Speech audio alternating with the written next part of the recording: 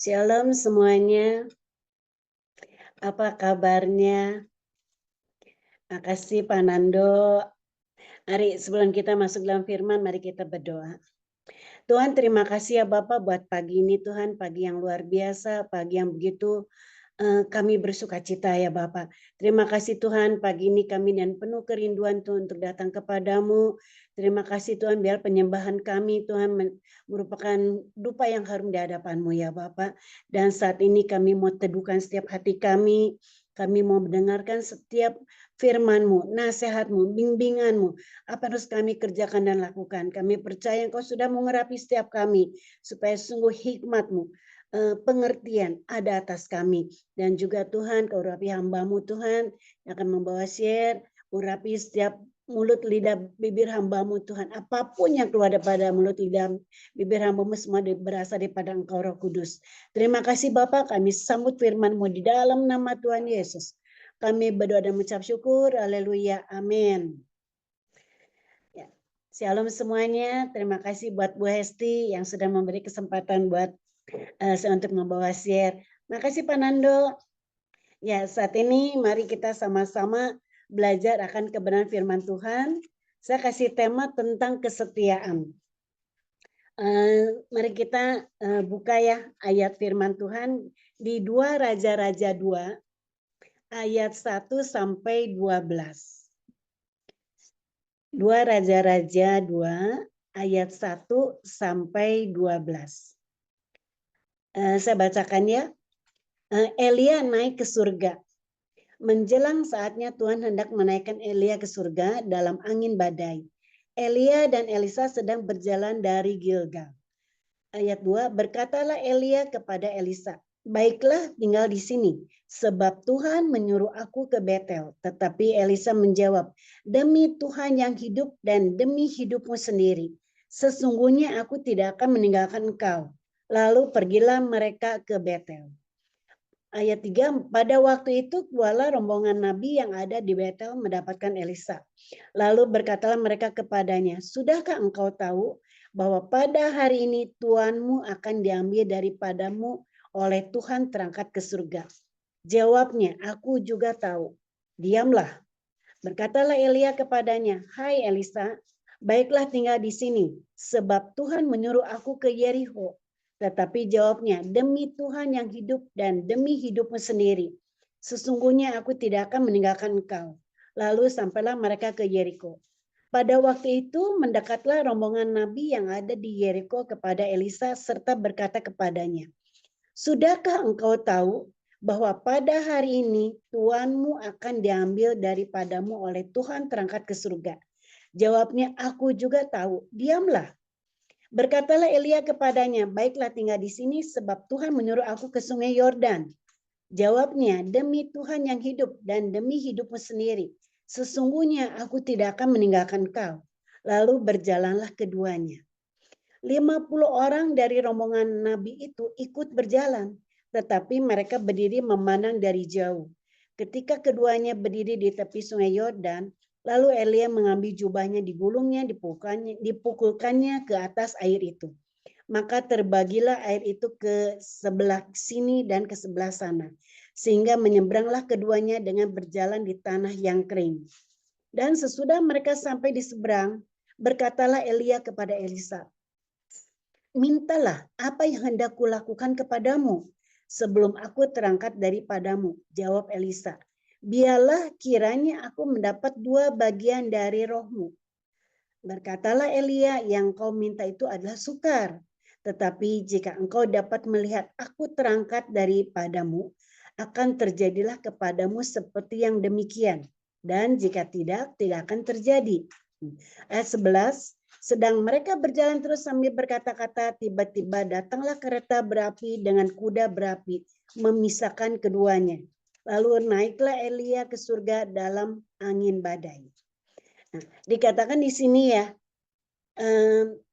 Elia dan Elisa itu dia berjalan dari Gilgal. Ya, cuman yang saya pelajari di sini, Elia tuh udah minta untuk Elisa untuk tidak mengikuti dia. Sampai waktu Elia bilang, udah kamu di tempat deh, karena Tuhan suruh saya ke Betel. Yang kedua, udah kamu nggak usah ikut saya, karena Tuhan suruh saya itu ke Yeriko. Yang ketiga, Elia bilang lagi, Elisa kamu udah diem, kamu nggak usah ikut saya, karena saya mau ke Sungai Yordan. Tapi di sini saya melihat gimana Elisa itu begitu kukuhnya untuk ikut Elia. Ya, kadang kan kalau kita dibilang udah deh kamu nggak usah ikutnya, mungkin kita akan tetap nggak akan ikut. Tapi di sini kita lihat belajar gimana Nabi Elisa dia tetap ikut untuk mengantar ke Elisa untuk pergi. Nah, sampai kalau kita lihat lagi ya ada beberapa rombongan. Di Betel ada rombongan para nabi, di Yeriko juga ada rombongan, maupun di Sungai Yordan juga ada. Tapi mereka itu cuman sekedar tahu bahwa Elia itu mau diangkat Tuhan ke surga, tapi mereka itu nggak mau ikut. Dia hanya memandang dari jauh saja. Nah, jadi saya belajar kalau kita itu lihat dari 2 Raja 2 ayat 1. Siapa Elisa itu? Elisa adalah murid Elia. Saat Elia mau diangkat ke Tuhan ke surga, sekalipun Elia udah bilang Elisa udah jangan ikut, tapi ada kemantapan hati.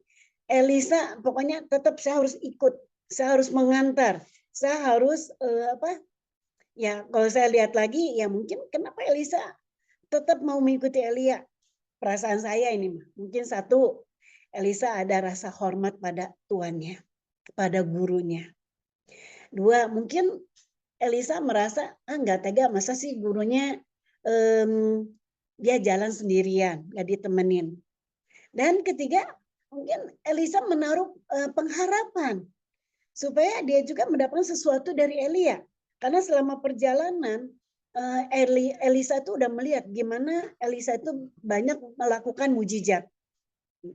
Nah, jadi sampai akhirnya karena kesetiaannya Elisa ikut Elia, akhirnya Elia bisa mendapatkan jubah yang luar biasa, yaitu jubah yang Elia itu yang banyak melakukan mujizat. Jadi kita pelajari tentang Nabi Elia yang begitu setia ikut Elisa. Sekalipun sudah dibilang 3 kali, udah kamu jangan ikut. Tapi dia tetap mau ikut. Nah, kita cek hati kita. Adakah kesetiaan kita? Odang,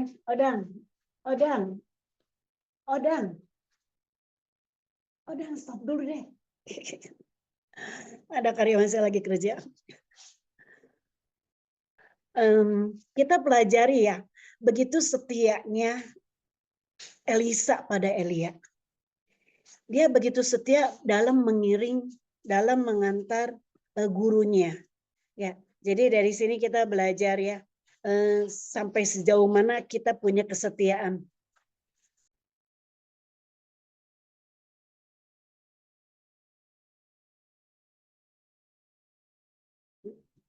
Ya, jadi kita harus punya kesetiaan. Dengan siapa kita harus memberikan kesetiaan itu pada orang-orang di dalam rumah tangga kita, di dalam pelayanan kita, kepada otoritas kita, pembimbing kita, pembina kita. Kalau kita ada kesetiaan, kita akan mendapatkan sesuatu yang luar biasa. Kita akan mendapatkan upah. Seperti contohnya Elisa, dia mendapatkan jubah, di mana jubah itu luar biasa, di mana jubah itu banyak melakukan mujizat. Jadi kita dalam mengiring Yesus biarlah kita juga setia untuk supaya kita juga mengalami hal seperti Elisa, mendapatkan double porsi, mendapatkan double urapan, supaya sungguh-sungguh kita itu papit orang setia. Jadi kita tuh mendapatkan sesuatu upah yang luar biasa di saat kita setia. Kalau kita setia, kita akan bisa mendapatkan sesuatu yang luar biasa yang tidak terpikirkan oleh kita, seperti di 1 Korintus 2 ayat 9. Apa yang tidak dilihat oleh mata, apa yang tidak didengar oleh telinga, apa yang tidak timbul dalam hati pikiran kita, Tuhan akan sediakan bagi kita yang benar-benar mengandalkan Tuhan. Kita buka yuk di 2 Tawarin 16 ayat 9a. Karena mata Tuhan menjelajah seluruh bumi untuk melimpahkan kekuatannya kepada mereka yang bersungguh hati terhadap Dia. Mata Tuhan saat-saat ini mata Tuhan sedang menjelajah ke seluruh bumi untuk melimpahkan kekuatannya kepada mereka yang sungguh-sungguh yang mengandalkan Tuhan. Kenapa Tuhan menjelajah matanya untuk mencari orang-orang yang sungguh hati? Karena Tuhan mau untuk menyatakan kemuliaannya. Tuhan mau melakukan sesuatu yang luar biasa melalui anak-anaknya. Supaya anak-anaknya yang dikasihi Tuhan menjadi perpanjangan daripada tangan Tuhan. Menjadi perpanjangan daripada perkataan Tuhan. Menjadi perpanjangan daripada pikiran Tuhan. Jadi saat ini benar-benar Tuhan tuh sedang mencari orang yang sungguh hati. Nah, kita cek hati kita. Sampai sejauh mana kita mengandalkan Tuhan. Sampai sejauh mana kita setia kepada Tuhan. Kalau kita setia perkara kecil, Tuhan akan mempercayakan kita perkara yang besar. Jadi kalau kita setia sungguh-sungguh mencari wajah Tuhan, Tuhan akan limpahi kekuatannya, kuasanya, kepekaannya, kebaikannya, kemurahannya. Jadi mari kita yang saat ini yang saudara-saudara yang selalu setia ikutan Zoom, saya percaya Tuhan sudah memberikan sesuatu yang luar biasa bagi kita semua. Mujizat yang terbesar, mujizat yang terbesar bukan semata-mata tentang kesembuhan. Mujizat yang terbesar bukan semata-mata tentang kelimpahan, tetapi mujizat terbesar itu tentang karakter diubahkan. Kalau kita sudah ikut Tuhan, kita udah diberi urapan, kita udah dikasih double porsi pengurapan, kepekaan. Tapi kalau karakter kita nggak sesuai dengan karakternya Yesus, akhirnya akan timbul kesombongan. Kita bukan lagi Tuhan yang bekerja, tapi kita yang bekerja. Kita akan mengagungkan diri sendiri. Kita akan mengagungkan siapa saya. Jadi makanya mujizat terbesar itu kalau karakter kita diubahkan. Kalau karakter kita diubahkan, di mana Tuhan mau mendemonstrasikan kuasanya, kita akan tetap setia mengiring Yesus. Kita akan tetap menjadi perpanjangan daripada tangan Tuhan. Dan kita juga akan menjadi berkat, menjadi terang. Ya, kita lihat itu di Betel, di Yeriho maupun di Sungai Yordan itu selalu ada rombongan nabi-nabi. Tapi mereka itu hanya diam di tempat. Dia hanya memandang dari jauh. Jangan sampai kita sebagai anak-anak pilihan Tuhan, kita hanya menonton orang lain. Wah, si A dipakai Tuhan luar biasa. Wah, si A diberkati Tuhan. Wah, si A dahsyat dan luar biasa. Tapi kita diam di tempat. Kita tidak melakukan apa-apa. Kita hanya menonton. Tapi saya percaya Tuhan mau kita bukan jadi penonton. Kita harus kita harus praktek, kita harus melakukan apa yang menjadi kehendak Tuhan. Jadi kalau kita benar-benar ikut Tuhan, pasti Tuhan akan lipat gandakan talenta karunia yang Tuhan percayakan pada kita. Kita harus punya semangat untuk kejar Yesus. Hidup dalam kebenaran, hidup di dalam kekudusan. Milikilah roh yang haus dan lapar akan Tuhan. Kenapa? Kenapa kita hari-hari ini kita harus memiliki roh yang haus dan lapar akan Tuhan? Kalau kita tidak memiliki roh yang haus dan lapar akan Tuhan, kita akan terseret dengan dunia ini. Kekhawatiran, ketakutan, foya-foya, hura-hura. Tapi kalau kita punya roh haus dan lapar akan Tuhan, kesukaannya ada baca firman, memiliki komunitas yang positif, Tuhan akan melakukan sesuatu yang besar atas kita. Ya, saya percaya saudara yang ada di tempat ini, di pagi ini pasti mengalami banyak proses kehidupan.